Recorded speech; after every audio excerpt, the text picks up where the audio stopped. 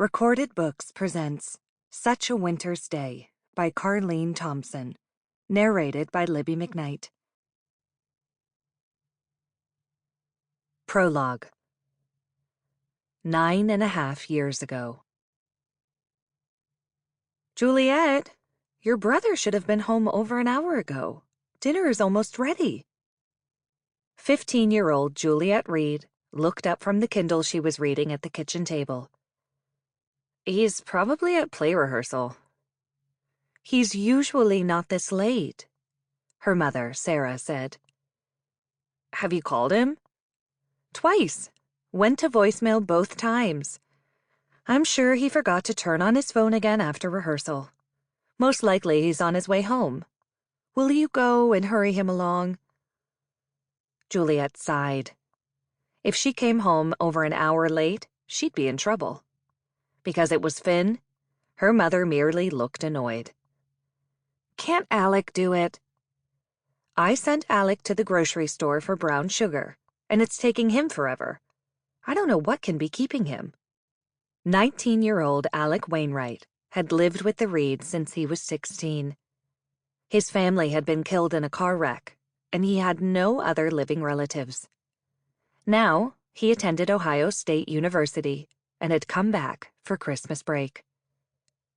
Sarah, her long blonde and silver hair pulled back into a neat French braid, looked at Juliet with patient, slightly amused blue eyes.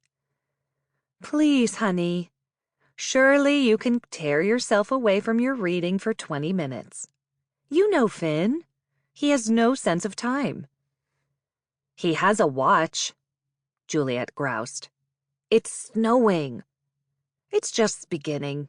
Hurry, and you'll catch him before the snow really starts. Juliet took her puffer coat down from the rack in the kitchen, went out the front door, and started north on Evening Star Lane. The houses were fairly large, and each set on nearly an acre of land that sloped down to a patch of woods surrounding a narrow stream called Argent Creek. Some people questioned how her father could afford such a large house on a deputy policeman's salary. But her mother had once explained to her that they were able to live in such a nice neighborhood because she'd inherited money from her father, who had been a physician. My mother died when I was your age. Dad died 5 years later, and I was his only heir. When I married your father, I was able to buy us a pretty home.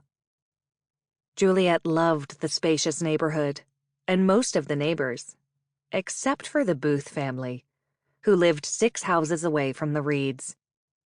Micah Booth was a foreman at Tresswell Metal Fabrications, which was owned by Finn's friend John's family. Mr. Booth stood on his front lawn, giving Juliet a hard look. Juliet ignored him. She had more on her mind than a man who didn't like her parents. Juliet thought about Finn. Her parents said he'd first started trying to play the guitar when he was 3, and he'd shown enormous musical talent, both with instruments and vocally, ever since. Now, her 18-year-old brother had not only written but was starring in the school Christmas musical, and he'd been acting like a movie star who didn't have to abide by any household rules. Neither her father nor mother ever got really mad at him. At least it seemed that way to Juliet. They rarely had a harsh word for her either, but then she always did as expected. She kept her bedroom neat, made good grades, and practiced the piano endlessly. Also, at 15, she was a good cook like her mother. Still, she wasn't the spectacular presence that was Finian Reed. Now, Juliet plunged her hands in her pockets and looked at the surrounding mountains turning dusky blue in the evening. She'd been born here and loved the hills and the nearby wide Ohio River that formed the eastern border between Ohio and West Virginia.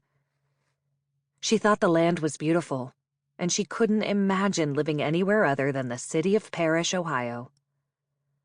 On this December evening, though, the snow was growing heavier, and she felt an unaccustomed loneliness descending with the coming. Sample complete. Ready to continue?